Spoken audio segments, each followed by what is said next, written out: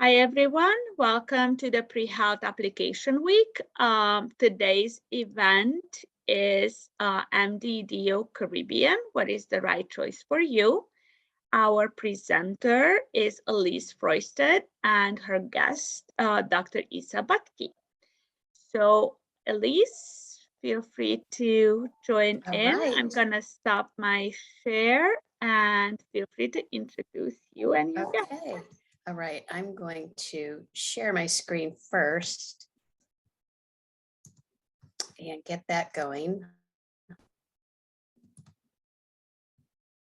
Had a little trouble getting my computer moving. So yes, I am Elis Froistad. I am the Regional Director of Admissions for Trinity School of Medicine, one of the top international medical schools. And I am thrilled, really thrilled to have my guest, Dr. Isa Batki, freshly newly as a doctor, just matched into residency. So Isa, I'm going to have you introduce yourself and kind of where you are in your world and process. Sure.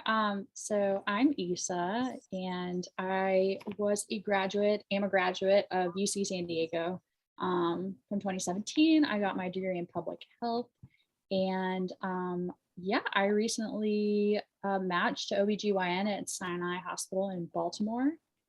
And I will start that in July. Well, thank you. And you're going to have great insight. So I am so glad you're here and have that UC experience also.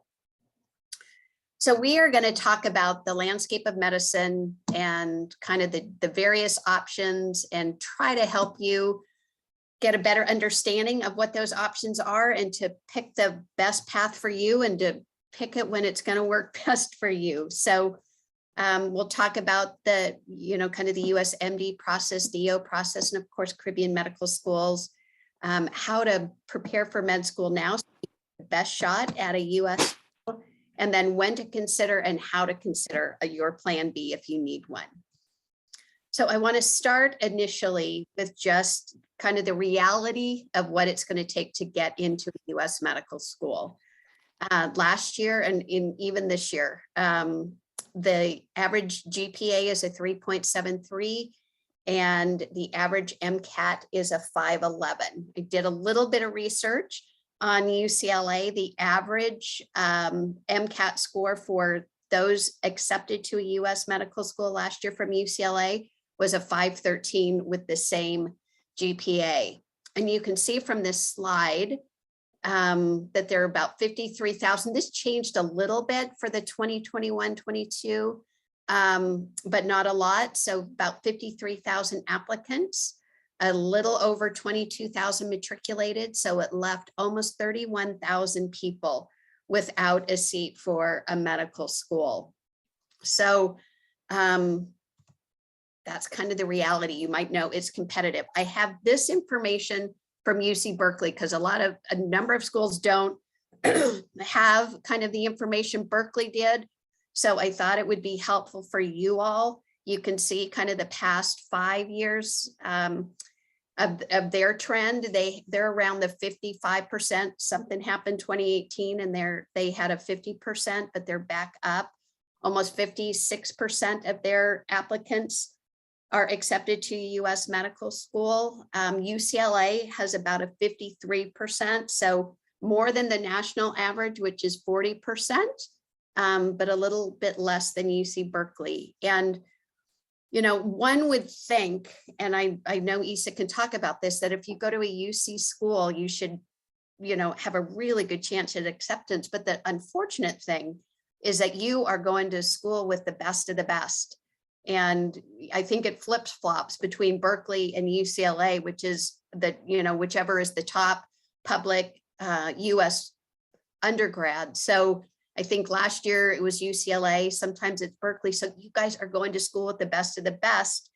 And there's an advantage of that and a disadvantage in that, if there's a curve at a lot of other schools, the majority of you would be setting the curve, but unfortunately, if you're at Berkeley or UCLA, you're you're kind of a victim of that. So, which might make sense of why there's kind of a lower acceptance rate than one would imagine, but definitely higher than the US average.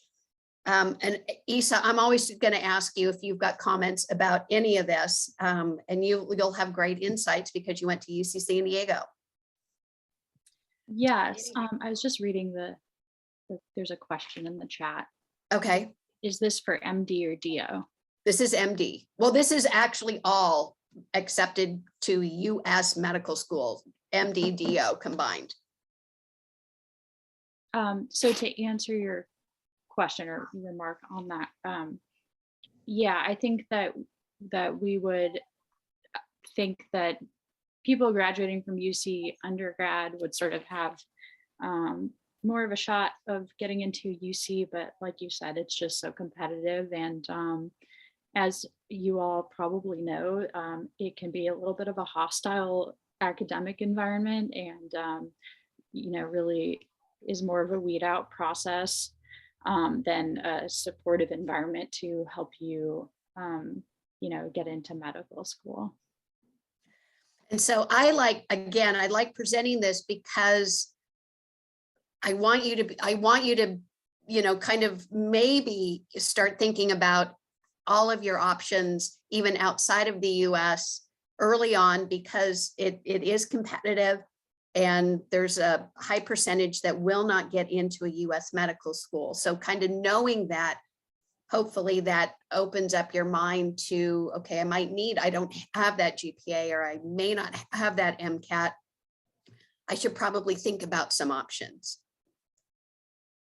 So, and I will say, even people with a competitive GPA and MCAT find themselves needing an option. And we've got some of those people at our school. We've got people with 512s, 513s. We had somebody with a 518 that attended. So odd things happen. I interviewed somebody from UC San Diego recently with a 3.8 and she had a 517 MCAT, and she's going through the process for the third time.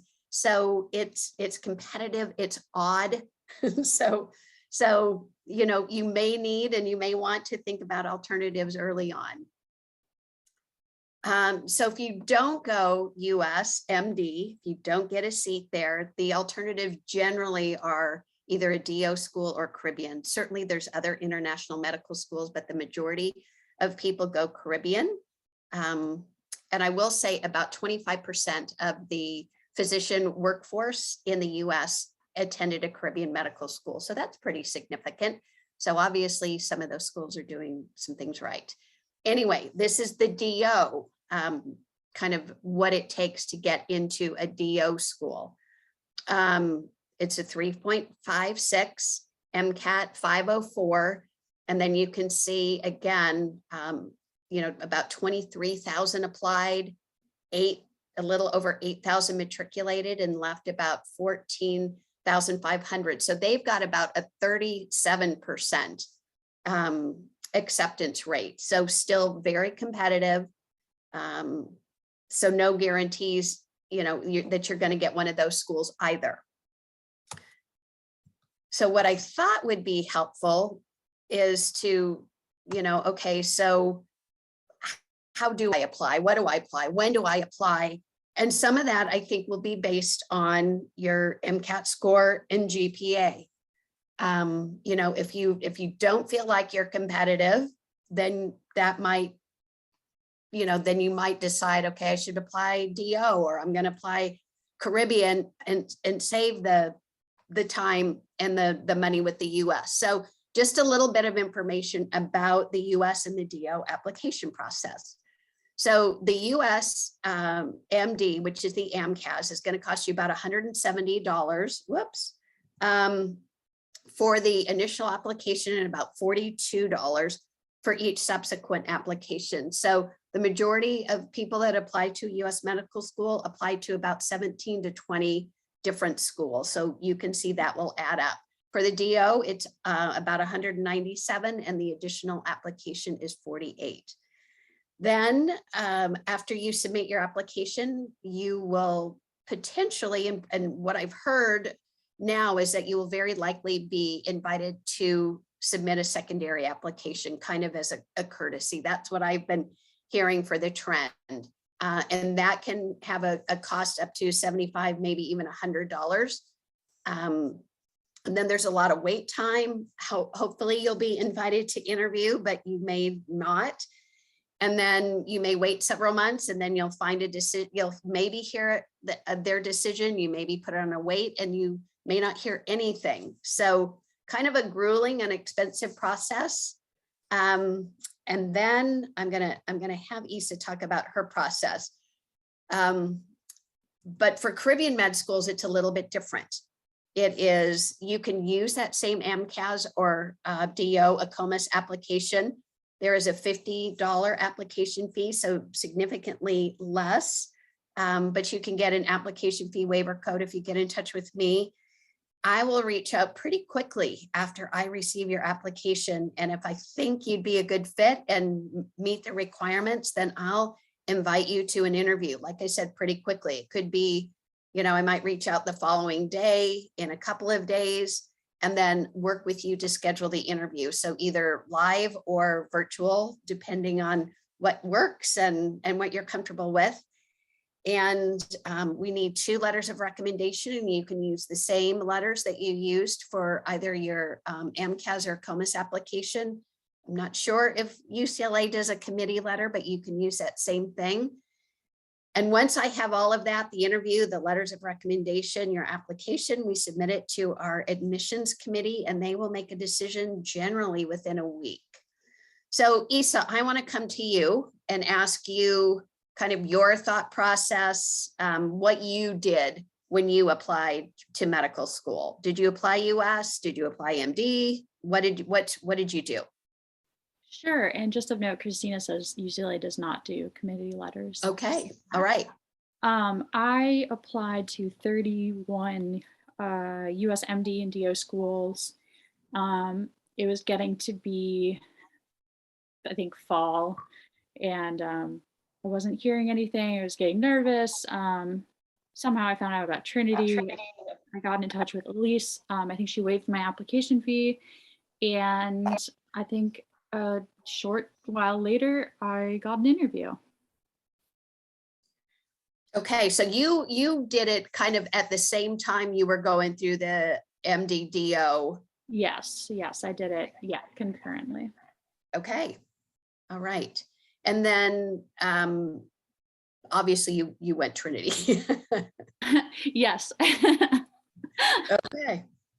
All right. So, and did you, I should ask, because some people are surprised that they don't hear, they get waitlisted. Did you hear from any of those schools?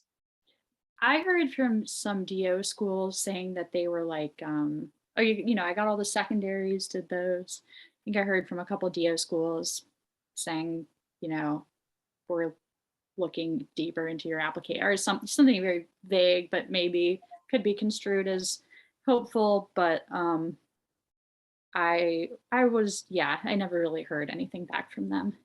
Okay. All right. So then when did you got accepted to Trinity, and did you get on board right away, or was it like, I'm just going to kind of continue to wait and see? I think I waited for a little bit, but I knew within myself, my application from an academic standpoint was not very strong. And I knew within myself that I would probably need a few application cycles. And, I was not really confident that I would ever get in based on my stats. And I had signed up to take the MCAT again and everything in preparation for another application cycle. But I was working in a lab at the time, and I really just sort of wanted to, medicine is always what I wanted to do, and I wanted to get on with my life. And I just really, from the minute I accepted the position, I made it a goal of mine to match, essentially. So. Okay. All right. Well, I'm certainly glad you came to Trinity. Yeah, me too. All right. So Trinity's mission and values, and I think they're very similar to US med schools, US, MD or DO. Everybody says they kind of take a holistic view. I think the MD and DO schools, you got to hit that algorithm first of the GPA and the MCAT score. The volume of applications they receive, they can't look as individually as I do at an application. So I get to, when I'm reading through an application, I certainly note GPA and MCAT, but I notice all kinds of things in the application. Like I might notice, okay, did pretty well freshman year, sophomore year. Oh, something happened junior year. I'm going to have to make sure to note that.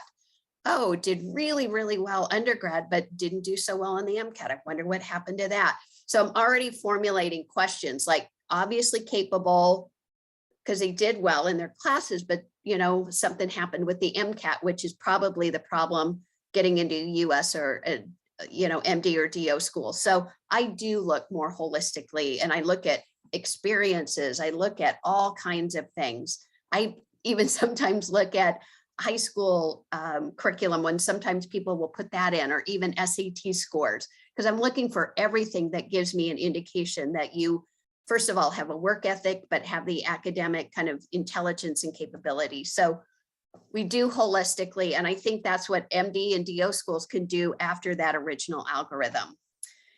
And then certainly looking for experience in the medical field, so that what that tells me is, you know what you're getting into. You're invested in the career.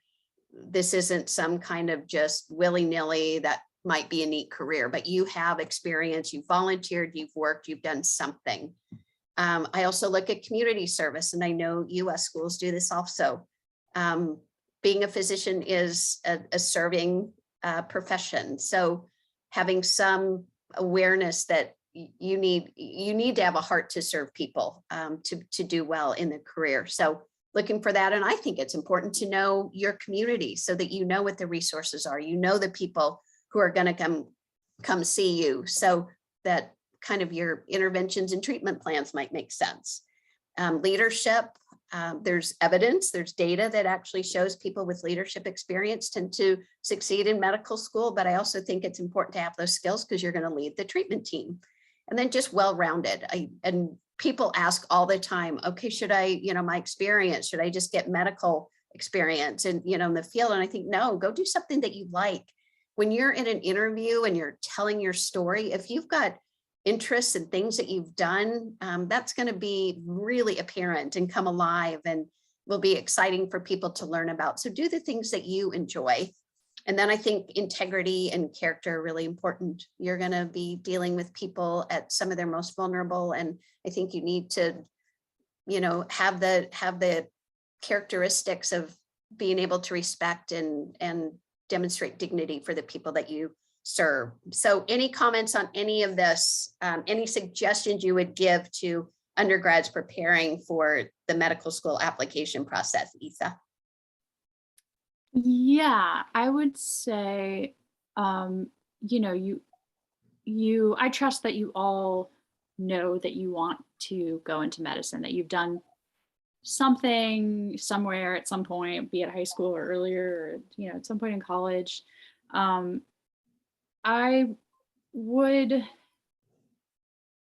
just try to hone in on what you are really interested in. Are you interested in research? Is that something that you can tolerate doing for 4 years or however long you have left in undergrad, and maybe gap years or whatever? But try to have some sort of continuity in your experiences. Don't, it doesn't really, nobody really cares if you do one medical mission trip in Uganda. It looks much better to have 4 years of going to the same free clinic every week, even if it's, an hour or two a week or every other week, than doing just sort of these sporadic medical experiences. So, it doesn't even really have to be something you're dedicated to. I did research in neuropathology in college. Am I doing neuropathology now? No, I'm doing like the opposite of that. But it was something that was continuous, and that you I guess my point is, like, build relationships even now that you can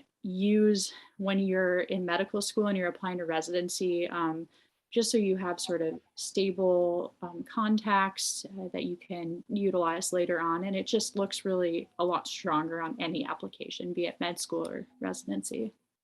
That's a great point. Thanks for sharing that. Okay, so you know, when you're thinking about the different opportunities, and I'll think we'll start right now kind of with Caribbean. I always get asked, and the main questions are about student success. It's STEP pass rate, it's residency match. So you want to pay attention to that.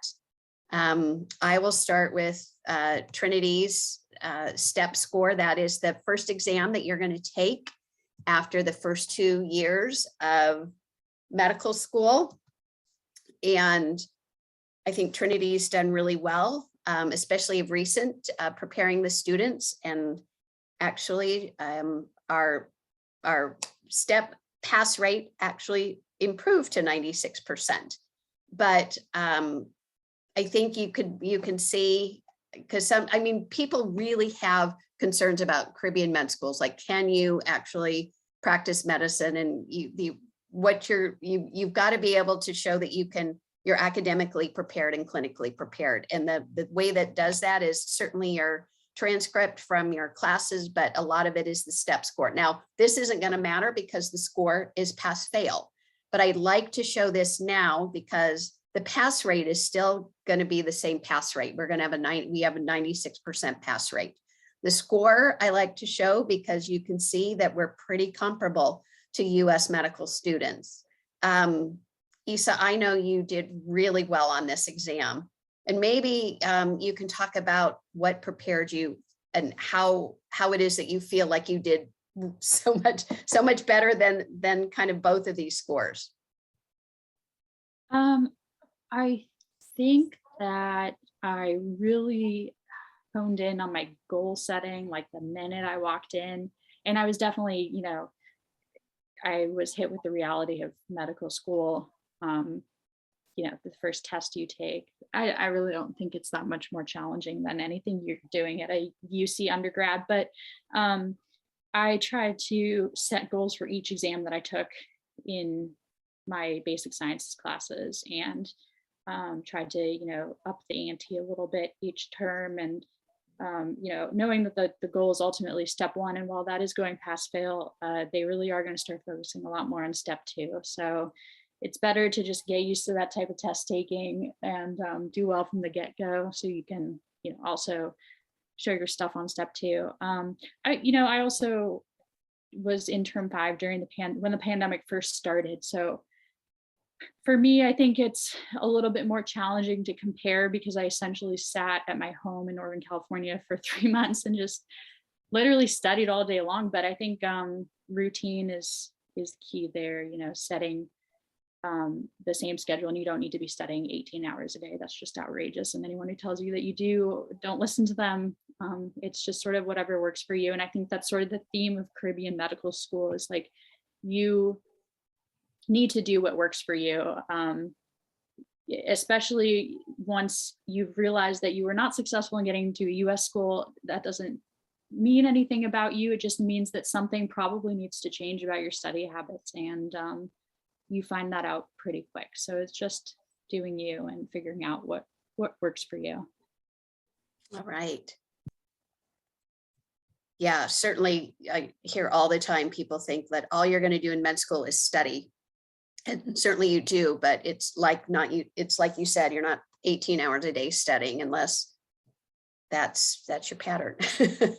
But I know a lot of people, took the whole weekend off and didn't study. So anyway, so the match rate, and this is one of the major kind of obstacles or major fears that people have, and it's all over the internet, some of the forums, that if you go to a Caribbean medical school, you cannot get into a residency, you just won't match. And so hopefully this puts you to rest. So for Trinity, and this helped last year, we had an incredible match this year. And Dr. Batki is one of those that was super successful. We had a record number of interviews, and our match rate, which typically has been 87%, rose to 90.4. which is great. So and I'll show kind of where some of our students are, but the average match rate for USMD school was 92.9 this past year. And then for DO schools, 91.3. Now there's still data being collected about other aspects kind of the match that will come out more in May, but this is where things stand kind of right now. So hopefully, again, you don't have to fear some of the alternatives, the DO or even Caribbean, specifically Trinity. Now, I will say from the data on the AEMC website, it said about the match rate for overall Caribbean was about 61, I think 61.4. So you have to choose the right school in the right setting. Trinity, obviously, we're doing some things right and competing well with US MD and DO schools. So I am having some issues with my computer today. Sorry about that. So here's where our students have matched. Isa obviously matched this year in OBGYN at a great hospital in Baltimore. We had a student match this year in child neurology at Johns Hopkins. We had a student match this year in anesthesiology at Duke. We had students match at the Cleveland Clinic. I think both of those were internal medicine. We had pathology this year, emergency medicine this year, number in pediatric psychiatry. Certainly the majority of people matched into family medicine and internal medicine. A lot of our internal medicine matches hope to go into specialties of cardiology, endocrinology, rheumatology, nephrology, all the ologies. So Isa, any comments? I mean, you're riding high on the fact that you matched, and I'm sure you had a fear of, am I going to match? I mean, I know you did, but I think US med students have that same fear. Any thoughts about match? How significant was that when you were looking at Caribbean med schools? Sorry, I'm just reading this question really quickly. Is Okay. that 90.4% match to US schools or international? Those are mostly US hospitals. Or Right, yeah. There been a couple people. There might be a few Canada, but the majority of those are US. So it's not around the country. More, I mean, Trinity and Caribbean med schools are intended to produce physicians for the US. And so that's a great and we've had a couple people who actually are from St. Vincent who go to our school. So sometimes they match back to the island, but that's where they want to go all along. And so how, yes, I needed to know that I would match. And you look at the stats, like Elis says, 60%, that doesn't look good. The thing you have to realize about international students, which the forums won't tell you, is that a lot of those people are people who are international graduates, not US citizens who go to international schools. They're people who go to medical school in India or Poland or wherever, and they maybe practice in that country, and then they apply to residency in the United States. And typically they are not looked upon as highly by programs. So that's just one thing to sort of take into account when you're looking at that 60% admission rate there. If you're a US, if you've gone to undergrad in the US, we'll say that. If you've gone to undergrad in the US, you're much better off from the get-go. But again, I think it's going to be all about goal setting. You really have to just put your mind to it. And Elis has heard me say this a billion times to the UC kids, but you all are all so capable. You got into a UC school, that's about as hard as it's going to get. And you know that if you just, as cheesy as it sounds, you have to just strategize and figure out what you want, and you can do it. The one other thing to sort of take into account about going to a Caribbean school is, as Elis was saying, that we sort of help to fill in gaps where there aren't enough physicians. So that's mostly going to take the form of internal medicine and family medicine doctors. So a lot of primary care. That's where most people from our school match to. Obviously, that doesn't mean you can't do emergency medicine or OBGYN or peds neuro or whatever you want, but that's just something to take into account. And that should motivate you, especially if you're from an underserved area in California originally. Maybe that's where you want to go back to. You really want to do primary care we're in your hometown because there's not enough doctors. So that's just something to take into account there. Yeah, I think that's a great point. And I interviewed a guy yesterday from downtown LA, and he wants to go back and serve in that community and is very interested in kind of family medicine, internal medicine, so he can be a physician and treat his community. So not even like rural or small town, but downtown LA.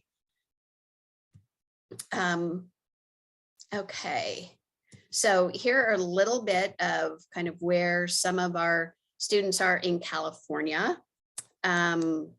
We've got a pediatrician at Cedars-Sinai right around the corner, and she also, Dr. Alice Madani, is a assistant professor at UCLA, and she teaches third-year med students. So I think it's so fun that, you know, Caribbean med students are teaching US med students. We've got somebody at University of Florida, Indiana University, Michigan State, UC Davis, UCLA. So I don't think, and this is something I hear our students say all the time, that it kind of depends on you. The education does not have to limit you. Obviously, we had somebody match in child neurology this year at Johns Hopkins, one of the top programs in the country, Duke, one of the top programs in the country, and then they're now in fellowships. We've got somebody in fellowship at Vanderbilt who will come out this summer and start a fellowship at Cedars-Sinai again. So it's not like you're going to be relegated to some, you know, small town or some, you know, small hospital or something. There are the same opportunities open to you. You just have to work hard. And I think you would have to work hard at a US medical school. There's no guarantees. Obviously that their match rate, you know, 92.9, there's a percentage that didn't match. So there's no guarantees wherever you go.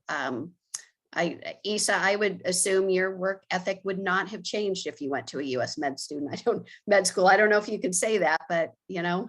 I think that's actually a really good point though, because I felt so sort of, you know, sort of isolated in applying as an international student in OBGYN, but like every match here is just brutal for everyone, and it kind of levels the playing field. You're all in this extremely stressful situation, and like Elis said, there are no guarantees of anyone.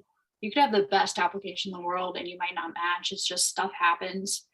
And I just felt a lot more strangely at peace with the fact that that playing field was kind of leveled, especially in OB. There's 2,500 applicants for 1,500 spots, and so we're all just clawing at them. So obviously it's not going to be like that for more of the primary care specialties, but it's a good thing to realize that you're going to be working hard regardless. Yeah.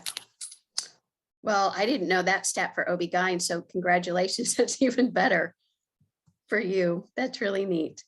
So admission rates, when you're looking at, this is not really an issue for, I think, MD and DO schools attrition rates. I mean, they've got kind of some fall offs. The US MD schools attrition is like how many people don't make it to graduation, who starts and who finishes. US MD has 6%. The DO actually has about a 3%. So a little bit more finish that started DO school. Caribbean generally, you know, would say that overall for most of the Caribbean med schools would be 35 to 60%. There's a lot of very big schools that kind of have, they call it gating, kind of weeding out places along the way. They will generally report that they've got a 6 to 8%, but that they report that number after they've gated out a large portion of their student body. Trinity's attrition rate's about 12 to 17%. And I think there's a number of reasons why it's a little bit smaller, but you know, if you don't make it through the gating, and if you don't make it through the weeding out, you're not going to match into residency. So you want to pick a school that's got a lower attrition rate if you're looking kind of Caribbean or international. High attrition rate generally means you're not in charge of your education, and that is the weed out part. Like you have to be in the top 50% in order to move on, and that you could pass all your classes, but if you're not in the top 50%, you don't move on. So it might mean, you know, your success is maybe not the #1 priority of the school, but just pay attention to that. if you're looking outside the US. So here's actually one of our students who is a professor of pediatrics at Michigan State. And so Trinity, we're going to get to this kind of small size, wanted a small individualized medical school to help work with her every step of the way. And that's exactly what she got. And she says, nobody wants you to succeed more than Trinity. And I know, I don't know what you would say about that, Isa. I'm hoping you feel like you got the support and people had your back as you went through the process. Any comments? Yeah, well, I said this last time, but you have always been the biggest supporter. But it is so tiny. And I think, you know, after you come out of a UC, you're like, oh, I can do anything. I can go to a class that has 700 people in it, no problem. But we all know that none of us really thrive in that situation. And I think that having that small class size makes everyone obviously way more invested in your learning, your professors. And then, you know, you have a small class, and as everything goes, about 50% of people actually attend, maybe closer to 25%. So it makes it even more intimate. And those professors become even more invested in your training. Yeah. Yeah. So speaking of tuition and class size, here's kind of the lay of the land for US, Trinity, and other Caribbean medical schools. So private medical schools, your Stanford, your USC, Harvard, you know, those kinds of things are going to range up in about $300,000 for tuition for the 4 years. Generally, their class sizes are about 148. I know that University of Chicago, which is a private medical school, has 80 students about. So there's a range, but the average is kind of about 150. Your in-state, your public universities, all your UCs, those are going to range about 150,000 and change for tuition for the 4 years. And again, kind of around the 150, probably 200, 150 to 200 in class size. Trinity is the yellow. So you can see that we are pretty comparable tuition wise, and we are very comparable to the UC med schools. This 175, Trinity does things a little bit differently. So US medical schools have one start per year. They're, you know, kind of August, September start. Trinity has 3 start times per year: January, May, and September. January and May are smaller. September is larger.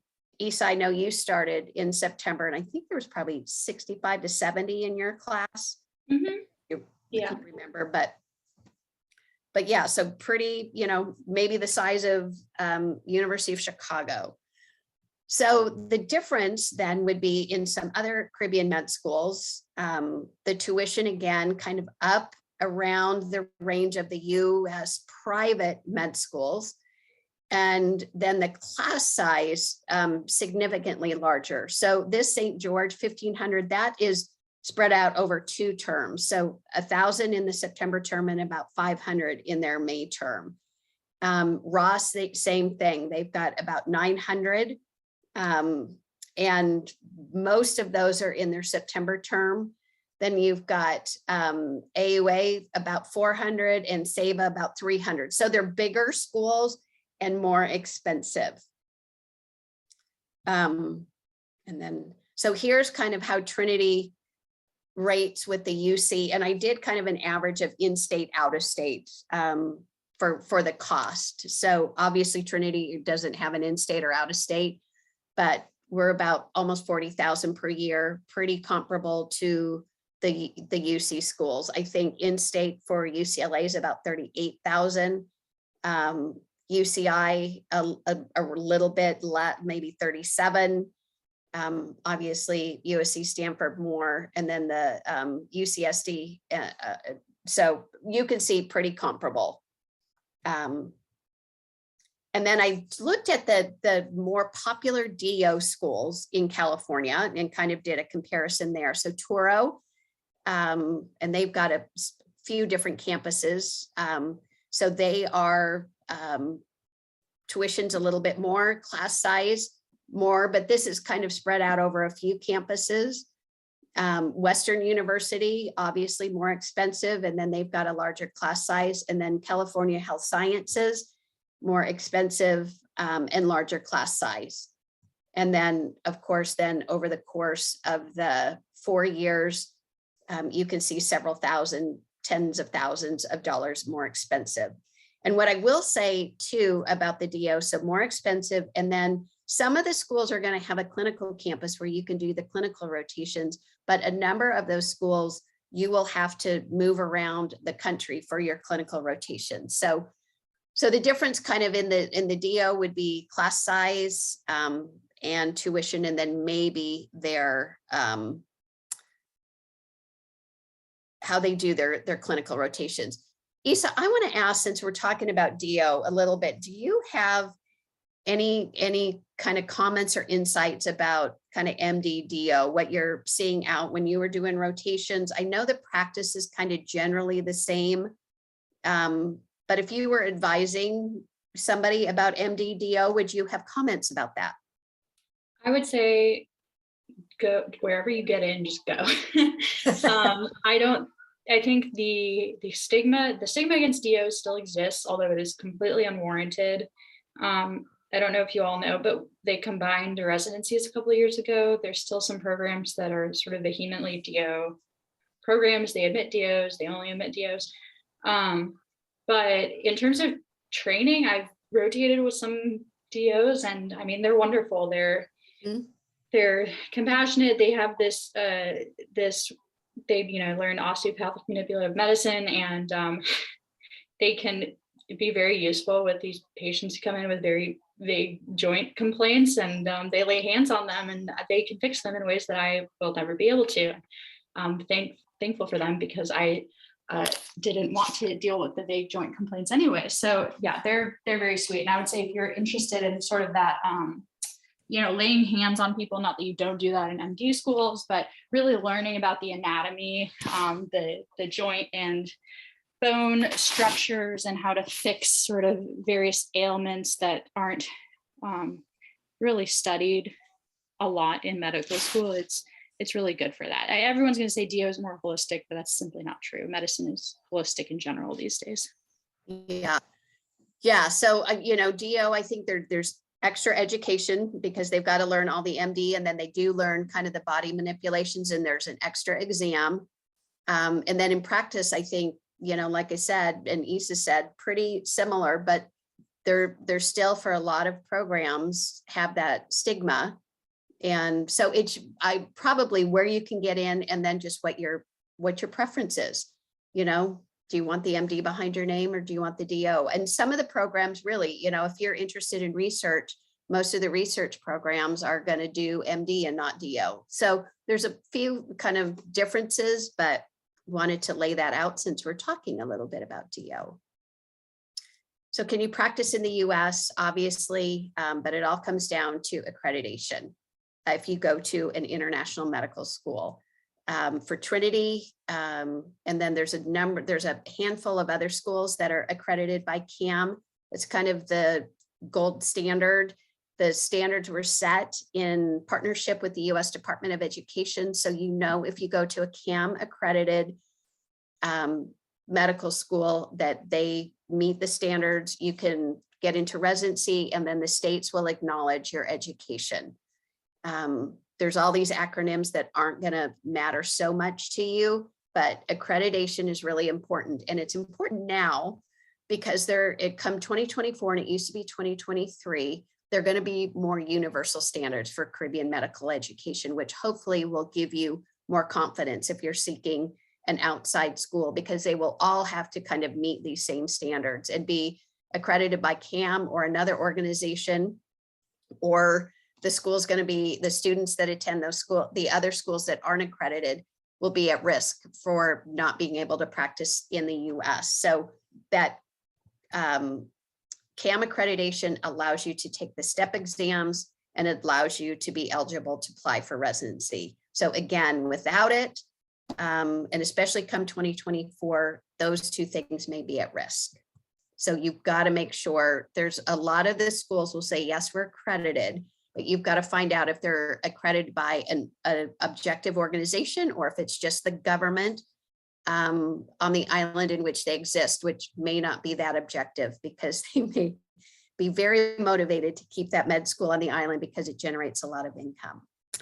So Isa, I'm going to have you talk now, and then, I want to make sure that people have a chance to ask questions, but I kind of want you to talk, and I kind of put some talking points up here about what's it like to go Caribbean, what's it like to go, international for Trinity. And one thing, if you can talk about the academic rigor, because I think some people have this understanding of if the GPA and the MCAT requirement is lower, then is school easier? Is it not as rigorous? Is it not as difficult? So if you want to just look at this list of talking points and kind of talk about it, and then we'll take some questions. Sure, I'll just start from the top. Academic rigor. This might be kind of a bold statement, but I think that's why the attrition rate exists. There's always going to be an attrition rate in medical school because it's simply too hard for people. It is. And again, I will say, you all went to UCs, you'll have no problem with the rigor. It is not less rigorous than the US. I have many, many friends who go to US schools. So we all study the same things. We all take the same board exams. We all take the same NBMEs. The standardized tests are the same. So how could the academic rigor be different? It can't. It has to be the same. Island life. If you want an adventure, this is the place for you. I mean, it is so much fun. You are going to, is it going to be a whirlwind of change, and living in a beautiful place that is definitely more on the developing end of things. Early clinic, and I'll tie that into the early clinical experiences. You go to the hospital on the island. There is one hospital. It is indoor, outdoor style, no windows, one X-ray machine, no MRI. So you really learn how to take a history. So you start that really early on. You start physical exams. You get all that stuff good and ready to go so that when you enter your internal medicine rotation in your third year in the US, you are not at a loss for words when you walk into your first patient room. So that's nice. There's an obvious global health component of it. A lot of us do research. A lot of us get more involved in the health, health community on the island. Support, like I was talking about, it's just so small, it's hard to not support that few people. It's just, you have to, there's such few people, you have to make sure that they're all going to be successful. So, there's peer tutoring, and the professors essentially live on campus. You could just go knock on their door and they would let you in and go over stuff if you really wanted to. We all know their dogs and where they live and their walk home from work. That sounds a little creepy, but you get the idea. It's very close knit. Clinical training and rotations. I came, a big reason I chose Trinity was because of the experience in Baltimore. And everything has moved to Georgia now. And I did go spend a month in Georgia, and it was very nice. It sounds like they have some good resources down there. I, as a public health major, I was really interested in the public health issues in Baltimore. So I had a great time here. I'm sure you'll all have a great time in Georgia. A lot of support down there. And preparing for residency, Elis, is there a new clinical dean? Is Dr. Zubrow moving No, on? Dr. Zubrow's still there, and then we have okay, good. Wright, who is kind of an assistant clinical. Got it. Okay, yeah, Dr. Zubrow is our clinical dean. He's the best. He practiced internal medicine specialty for a while.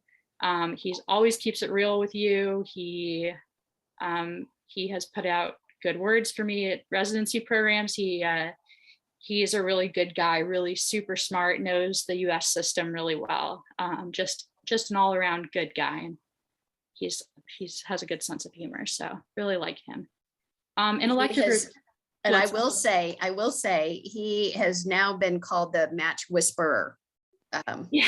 who's apparently has been super helpful getting people matched and Yes. super People- invested, like gives his cell phone number out, reads everybody's personal statement. Yes, he does do that. Yeah. And I will say, and he does that because he reviewed residency applications for US residency program and knew within a couple of sentences or a couple of paragraphs if he was going to accept that student for an interview. And he doesn't want our students getting missing opportunities because they've got a mediocre or poorly written personal statement. So he will read and reread and edit, but he requires everybody to turn their personal statement in for review to him, which I think is fabulous. Yeah. And some people are not pleased with the dose of reality he might give you, but it is only, I find it helpful. I mean, you don't want it, you don't want somebody to tell you you can do something that you're simply not going to be able to do. We're past the whole, you could do anything you set your mind to. There are just limitations sometimes, and you need somebody to make you aware of those. And then elective rotations. You went around like you did New York. Yeah, I set up, well, just because OBGYN, we just simply do not have that many people who've matched OBGYN. And so I had to sort of move around, but everyone has to move around fourth year. That's not like, you're not going to be cozy in your apartment for 27 weeks. You're going to be on the move. You can do that in a number. We've had people do them in at the Mayo Clinic, at the Cleveland Clinic, at Johns Hopkins. We had somebody do an elective rotation with a top neurosurgeon in LA. So lots of options. You can come back to California and do elective. You did one, I know, up in Santa Rosa. Yes, Options for fourth year. Yeah. All right, so I know we've got just a second or two. I mean, my comments about why Trinity, I would say MD degree, small class, early clinical experience, global health experience, step prep, match rate is great, support services, great clinical rotations, affordable tuition. And now we've got a couple seconds. So I would say, does anybody have any questions?